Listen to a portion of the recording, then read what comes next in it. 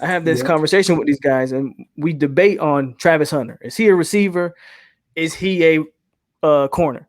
And I say, okay, I understand that as a recruiting pitch, you tell these kids you can play both sides of the ball. The truth is the NFL don't want to see you play both sides of the ball.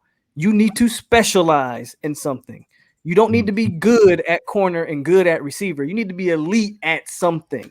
Right. If he wants to maximize his dollar amount, if Travis Hunter wants to be the next Jalen Ramsey, and I bring up Jalen Ramsey because Jalen Ramsey went 4 overall. Mm-hmm. I think that's probably the highest drafted corner. And can you think of another corner drafted higher than Jalen Ramsey in recent years? No. Okay, so if you want to be top 5 at DB, you need to be a specialist. Right. And that goes to James Williams. And he wants to be, he can be a freak athlete all he wants. Mm-hmm. But if he's not, pick a spot and then just dominate at it, not just be good at it. But I talked here about Hunter weeks ago.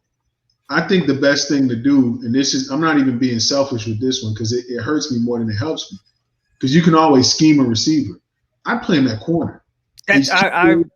I've been the same way. You're talking about an elite. I understand how awesome he is with the ball in his hands, and he is awesome with the ball in his hands. Mm-hmm. Mm-hmm. But so is Dion. You're talking about a guy in Travis Hunter who's going to legit have quarterbacks not even look his way. They're not going to want any part of that over there because they already know that's potential pick 6. Right. I don't think you can beat that. It's that body type, the length to go with it. And he's got so much still to build in that frame. Bro, if you imagine if you playing, and this is old school football thinking, but imagine if you playing a cover 2 with Travis Hunter sitting there, right? You've taken out. They don't even play that no more. I'm just saying though, if Travis Hunter is looking at the flats, he takes 2 steps, he's going to cover 10 yards. You know what I'm saying? Samuel Sr. made a career out of that. But you see what I'm saying? Playing the flats and taking everything to the house. And all he's going to do at corner is probably press and bail like Richard Sherman. You put him on. That's what he does now. Right. If you go watch his high school tape, that's exactly what he does now. There you go. He plays cover 3. He presses and he bails out deep zone. That's exactly what he does now. Take away a third of the field, and you know what? And what a Travis Hunter would do. And I haven't watched, by the way. I haven't looked at Sam McCall at all. So I'm gonna be honest. I don't know what he does defensively, but if Travis Hunter's my cornerstone, right? Now I just have to find 2 other guys that can cover deep, right?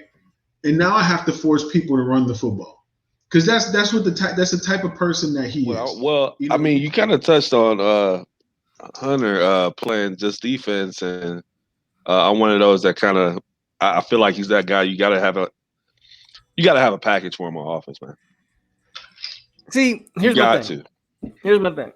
I had this conversation. In his freshman year, sure. Maybe even his sophomore year. When you start talking about those money years. The money years, lock him in. He doesn't need to be playing offense. Don't risk it. It's not worth the risk at that point. Unless you see him. Like, by then you need to figure out, is he our wide receiver, or is he our if you want to throw in a couple packages in him as a freshman and just see what he can do, I'm okay with that. But if he does what we saw him do in high school, and he's able to translate that, then that's the type of you're finally getting another athlete that's in that can be Charles Woodson, like, and actually change the game in that sense. I mean, how many guys have you really seen come out there as DBs and really, like, and to me, from what he's shown, and he's by far, like, and you said yourself, he's by far the best player in high school football, best prospect coming into the league, I think so. College football right now. Like, you can't deny him that opportunity to realize that type of greatness. And Miami fans, let's not get caught up on this. You know, we have this legacy of Sean Taylor, and you know, he looks up to Sean and stuff like that.